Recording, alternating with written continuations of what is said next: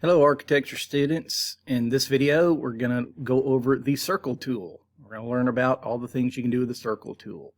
So in the circle tool of course is right here. If you press on the button below the circle tool, you'll get a list of all the ways of drawing a circle. So here we have center radius, which is the default, and basically it draws a circle according to the radius. You place the radius and then draw it out according to a radial distance, like 5 units or what have you. But any of these that you hover over, it will show you a picture and kind of give you an idea of what's happening. In this picture that you're looking at that has popped up as I hover over center radius, it gives you a circle with 2 green numbers and X's. The number 1 represents the first click. Number 2 represents the second click. Okay, so let's see how that works. So we're going to do a center radius circle.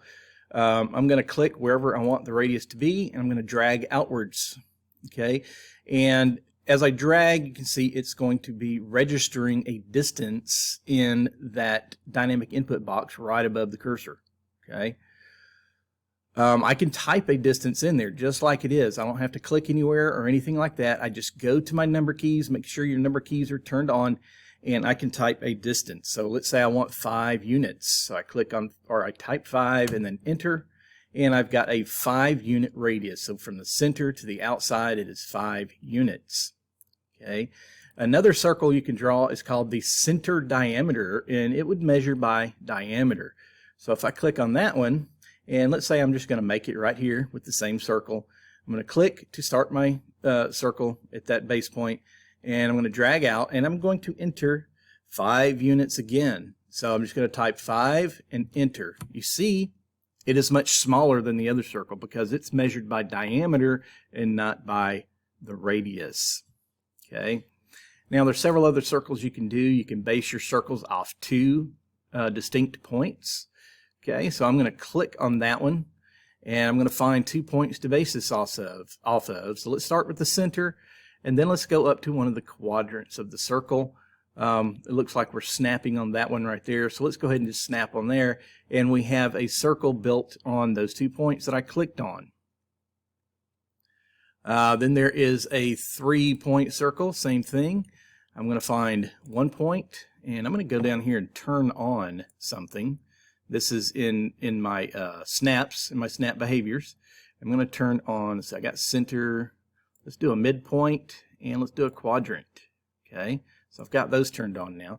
So I just started it right there in the center. I'm going to go up to this quadrant and click. That's going to be the second point. And now I need to find a 3rd point, which I'll choose this quadrant over here on the left-hand side and click. And now I've got a circle based on 3 points. Okay, now we have tan, tan radius and tan, tan, tan. The best way to show you how that works is to use a rectangle first. So I'm going to click on the rectangle tool, and I'm just going to draw an oddly, a randomly shaped rectangle, or randomly sized rectangle, I should say.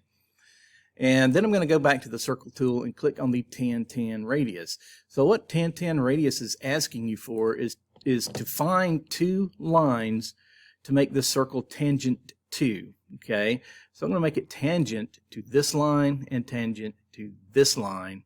And now I'm going to type a radius. So I need to type a radius, and it says in the specify radius of circle, it already says 3.5355, and that's if I want it to fit perfectly within that rectangle. But what if I don't want it to fit perfectly inside that rectangle? I can actually type a larger number or a smaller number. So I'm going to type 5 units, hit enter, and now I have a 5-unit circle that is tangent with this line and this line, although it doesn't quite look like it. But if you were to draw this line further out to the side, then you would see that it goes tangent with that part of the circle. Okay, now the tan, tan, tan circle, that's the last one. I'm going to click on that one, and I'm going to choose 3 lines to be tangent with. So I'm going to choose this line, and this line, and it forms the circle, and it's perfectly tangent on all 3 of those sides that I chose. All right, so that is like 6 ways to draw a circle. And on the next video, we're going to go over the arc tool. Now there are 9, I think 10, 11 ways to draw an arc. We're not going to go over all of them. I'm going to show you a couple of them. So that's what's going to be on the next video.